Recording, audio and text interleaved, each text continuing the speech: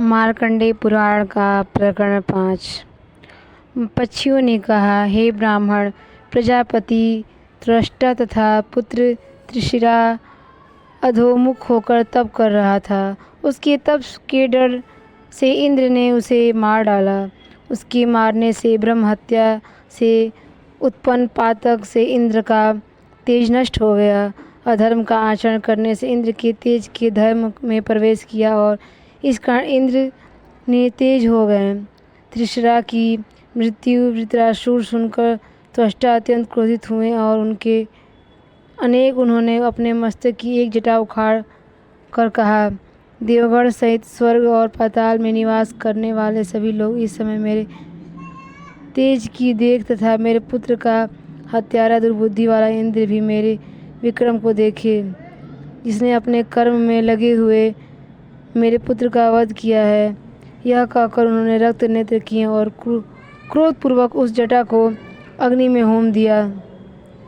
तब तत्काल ज्वालायुक्त विशालकाय विशाल दष्टाओं से युक्त अंजन पिंड जैसा रूप धारण किए वित्र नामक एक घोर असुर अग्नि से प्रकट हुआ।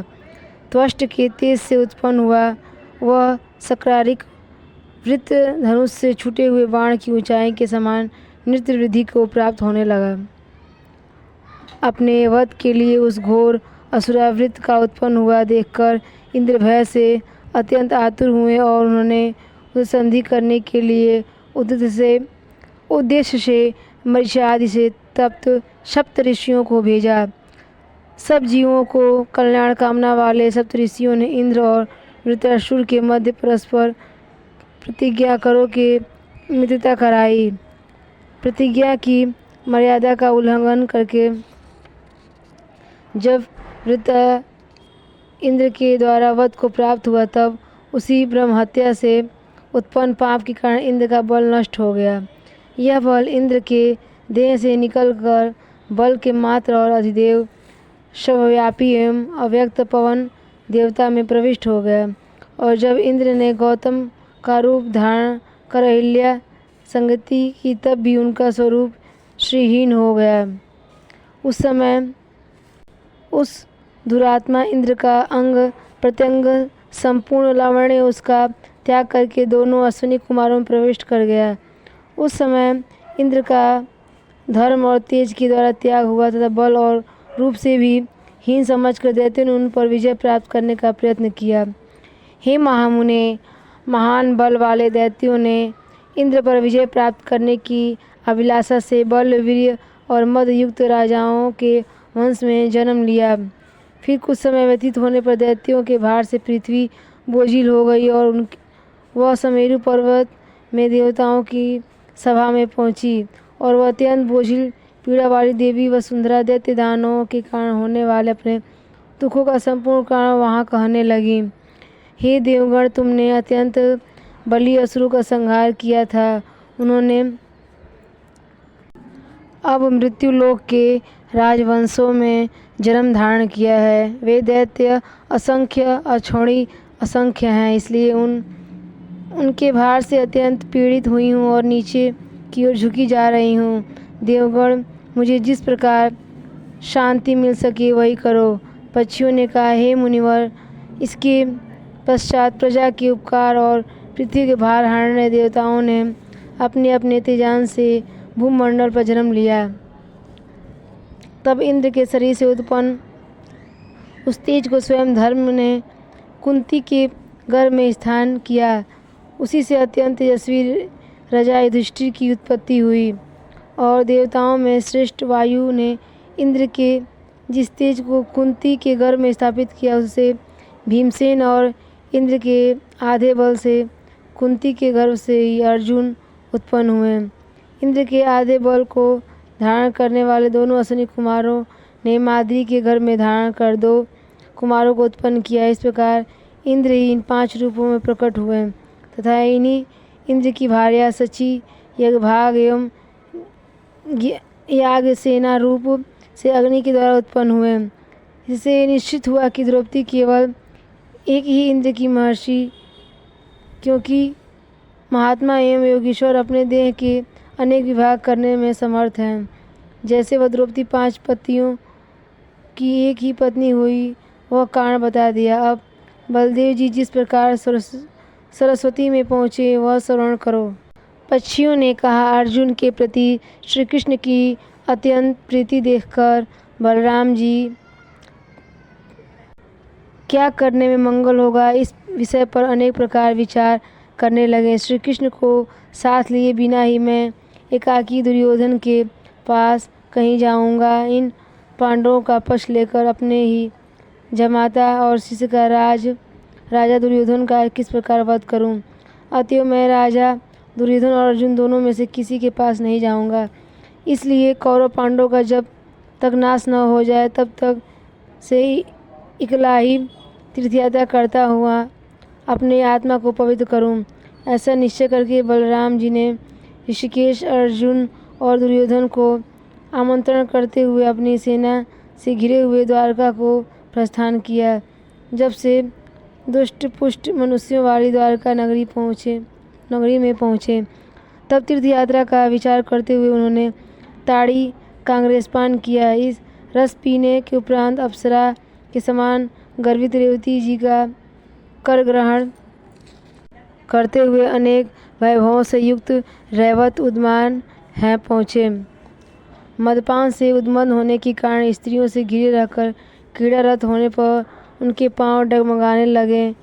फिर स्वस्थ होकर उन्होंने फिर अत्यंत रमणीय रेवत वन देखा। वह समस्त ऋतुओं में उत्पन्न होने वाले फलों पुष्पों से सुशोभित, बंदरों से व्याप्त, कमलवन से संपन्न तथा छोटे सरोवर और महावन से संपन्न था। रेवती जी के साथ उस वन में प्रविष्ट होकर बलराम जी प्रहलाद उत्पन्न करने वाले तथा कानों को सुख देने वाले विभिन्न प्रकार के पशु पक्षी का मधुर गुंजन सुनने लगे। वहाँ पक्षियों में सब ऋतुओं में फल लगे हैं।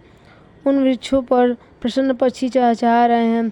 सभी ऋतुओं में पुष्प प्रफुल्लित हो रहे हैं। सभी रंगों में के फल शोभा दे रहे हैं। आम, अभ्रभातक, नारियल, बिंदु, बेल, अंजीर, अनार, नींबू, कटहल, बरहर, मोरच, कदम, परावत, कोल, नीली, अम्ब, वेत, भीलाचा, तिल, तेहू, गिगोट, करौंदा, हरण, बरहेड़ा, वे इन सब वृक्षों का बलराम जी ने देखा तथा अशोक, पुन्नगनाग, केतकी, मौलश्री, चंपा, कनेर, सप्तवर्ण, परिजात, मालती, कोविदार, मांदर, वेर, पाटेल, देवदार, सेखुआ, ताल, तमाल, फ्लास और वंजुल आदि उत्तुंग फल पुष्पों से संपन्न वृक्षों से वह वन सुशोभित है।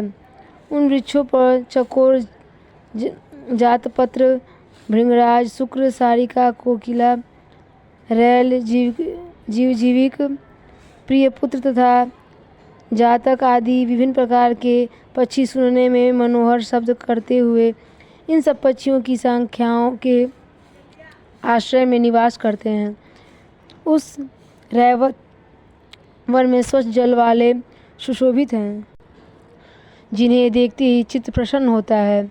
कुमुद, पुंडरीक, नील, पद्मा, कहवार और कमत आदि पुष्पों से सर्वत्र शोभमान तथा कलहंस, चंदवाम और जल कुकुंड, पलवत, हंस तथा कांडव आदि जलचर आदि के सहित अत्यंत सुशोभित। उस वन को देखते हुए वे बलराम जी स्त्रियों के सहित एक अत्यंत श्रेष्ठ लतागृह में पहुँचे। वहाँ उन्होंने देखा कि अनेकों वेदांग ज्ञाता ब्राह्मण, कौशिकवंशी, भृगुवंशी तथा भरद्वाज और गौतम के वंशधर तथा अनन्याय वंशों के पवित्र ब्राह्मण और श्रेष्ठ मनुष्य कुशाओं पर और काई घास पर बैठे तथा उस मद में पुराण की कथा कहने वाले सूत जी कल्याणमयी कथा कर रहे हैं। उस कथा में देवताओं और ऋषियों का वर्णन था।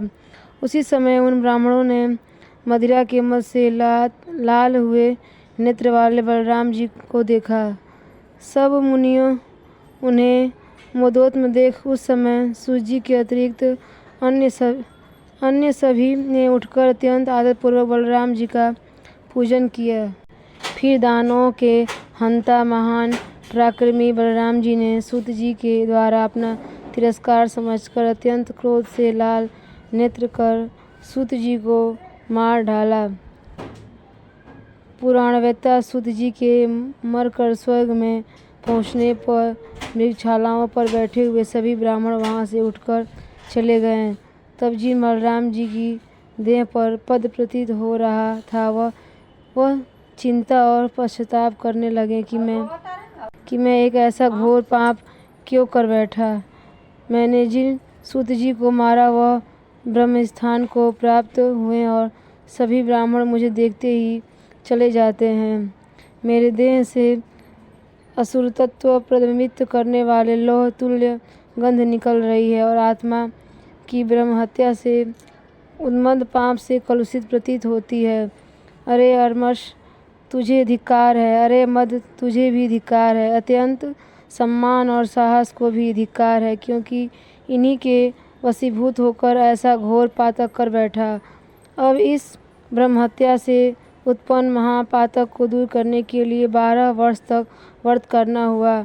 अपने पाप को सर्वत्र विख्यात करने वाले इसका प्रायश्चित करूँगा, अथवा जिस तीर्थ यात्रा का जो उद्यम मैं कर रहा हूँ उसी यात्रा में प्रतिलोमा सरस्वती में जाऊँगा। हे मुने, ऐसा कहकर यदुकुल धनुर्धर बलराम जी प्रतिला सरस्वती को जाकर प्राप्त हुए। अब तुम्हारे प्रति पांडव पुत्रों का वृतांत कहते हैं, उसे श्रवण करो।